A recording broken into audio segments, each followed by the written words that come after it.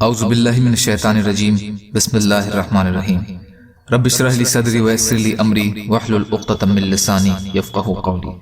ریاض الصالحین دوسرا حصہ، احادیث نبی صلی اللہ علیہ وسلم۔ حضرت عبداللہ بن عمرو بن عاص رضی اللہ تعالی عنہ سے روایت ہے کہ نبی کریم صلی اللہ علیہ وسلم نے فرمایا، 4 خصلتیں ہیں جس میں وہ ہوں گی وہ خالص منافق ہوگا، اور جس کے اندر ان میں سے ایک خصلت ہوگی تو اس میں منافقت کی ایک خصلت ہوگی، یہاں تک کہ وہ اسے چھوڑ دے۔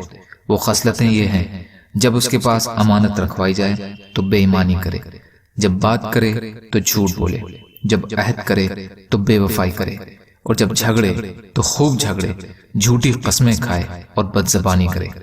بخاری اور مسلم۔ حضرت ابن عباس رضی اللہ تعالیٰ عنہ سے روایت ہے کہ نبی کریم صلی اللہ علیہ وسلم نے فرمایا، جو شخص ایسا خواب بیان کرے جو اس نے نہیں دیکھا تو اسے قیامت والے دن مجبور کیا جائے گا کہ وہ جو کے 2 دانوں کے بیچ گرہ لگائے، اور وہ یہ ہرگز نہیں کر سکے گا۔ اور جو شخص ایسے لوگوں کی بات سننے کے لیے ان کی طرف کان لگائے جو اس کے لیے اس کو ناپسند کرتے ہو تو قیامت والے دن اس کے کانوں میں پگھلا ہوا سیسا ڈالا جائے گا۔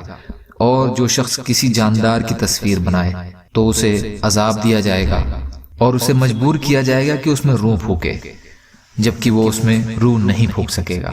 بخاری شریف۔ فائدہ: تحلم برے خواب کو کہتے ہیں، لیکن یہاں مراد صرف خواب ہے، چاہے اچھا ہو یا برا۔ اس میں اپنی طرف سے گڑھ کر جھوٹے خواب بیان کرنے کی سخت وعید ہے۔ یہ بیماری عام طور پر ایسے لوگوں میں ہوتی ہے جو شہرت اور نام کے بھوکے ہوتے ہیں یا اپنی پاک بازی کا پروپیگنڈا کرنا چاہتے ہیں۔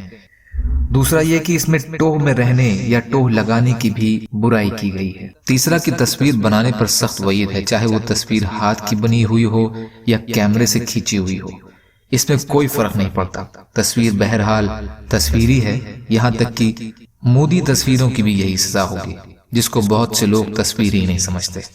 یا اللہ کہنے سننے سے زیادہ عمل کی توفیق عطا فرما۔ یا اللہ مظلوموں کی مدد فرما، ہم سب کو اپنی استطاعت کے بقدر اپنا حق ادا کرنے والا بنا۔ یا اللہ سچی توبہ کی توفیق عطا فرما۔ یا اللہ آپ قادر مطلق ہیں، ہر شے پر قادر ہیں، آپ کے لیے ہر چیز آسان ہے، ہمارے لیے بھی آسانیاں پیدا فرما۔ یا اللہ ہماری تقوی کو بڑھا دے۔ یا اللہ صبر کرنے کی، شکر کرنے کی اور اچھی طرح عبادت کی توفیق عطا فرما۔ یا اللہ جو بیمار ہیں انہیں شفاء کلی عطا فرما، جو پریشان ہیں ان کی پریشانیوں کو دور کر دے، جو قرض میں ہیں ان کے قرضوں کو ادا کروا دے۔ اللہم انا نجعلک فی نحورہم ونعوذ بک من شرورہم، اللہم اکفیناہم بما شئت۔ سبحان ربک رب العزت عما یصفون وسلام علی المرسلین والحمد للہ رب العالمین برحمتک یا ارحم الراحمین۔ لا الہ الا اللہ محمد رسول اللہ، والسلام علیکم۔